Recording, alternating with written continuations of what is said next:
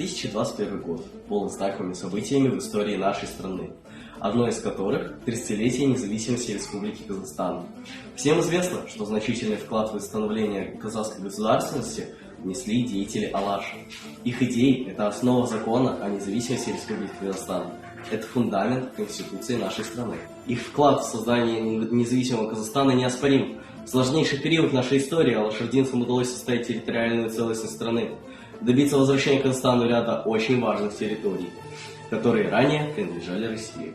В данном видеоролике хотелось бы провести параллель между идеями представителей казахской интеллигенции начала 20 века и вопросами внутренней политики независимого Казахстана.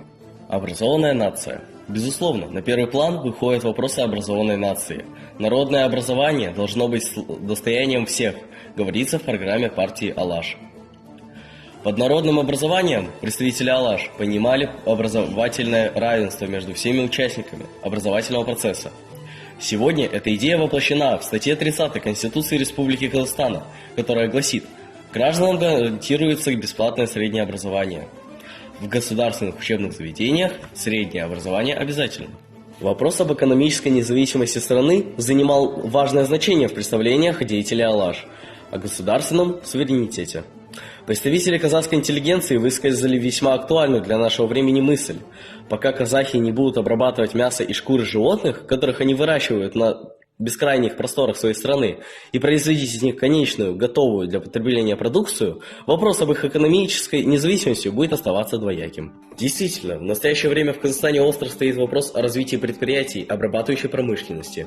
Предприятия обрабатывающей промышленности в малых городах простаивают или частично загружены из-за низкой конкурентоспособности выпускаемой продукции и отсутствия спроса. Их положение усугубляется устаревшим оборудованием, потерей квалифицированных кадров в результате миграции. Актуальность данной проблемы подтверждает стратегия «Казахстан-2050», где экономическая политика нового курса определена первым долгосрочным приоритетом в развитии страны. Одна из ключевых идей алашердинцев – укрепление национального единства, отражена в стратегии «Казахстан-2050». Один народ, одна страна, одна судьба. Говоря об одном народе и стране, мы не можем обойти стороной вопрос о государственном языке. Аликхан Бакиханов всегда проявлял заботу о судьбе родного языка, считая его политическим атрибутом нации. Никогда не нужно забывать, что на самостоятельную жизнь вправе претендовать только тот народ, который говорит на своем языке и имеет свою литературу. На сегодняшний день языковая политика Республики Казахстан базируется на государственной программе функционирования и развития языков на 2020-2025 год, где основной задачей является модернизация казахского алфавита на основе латиницы. Основной трудностью на этом пути является подготовка кадров и необходимых учебных пособий. Деятели Алаш-Орды под руководством Алихана Бакиханова уже в начале 20 века сделал первые шаги в данном направлении, занявшись разработкой научной терминологии и созданием учебников и учебных пособий по математике на казахском языке на основе латинской графики. Таким образом, вопрос развития государственного и других языков сегодня, как и век назад, является актуальным для суверенного Казахстана. Одной из актуальных задач нынешней казахстанской госслужбы является утверждение принципов меритократии и искоренение коррупции. И сегодня востребованы выдвигающиеся алашской интеллигенцией по отношению к кадрам государственного управления принципы чести и долга. В письме из Каркаралинска соратник Алихана Бакиханова Жакып Акпаев разоблачает деятельность крестьянских начальников уезда за ряд лет. Обобщая открытый грабеж со стороны крестьянских начальников, Акпаев пишет: «Граждане, не подумайте, что подобная картина наблюдается только в Каркаралинском уезде. Я утверждаю, что есть уезды, в которых произвол крестьянских начальников не уступают нашим каркаралинским сатрапам. Сегодня идеи искоренения коррупции заложены в законе о противодействии коррупции Республики Казахстан.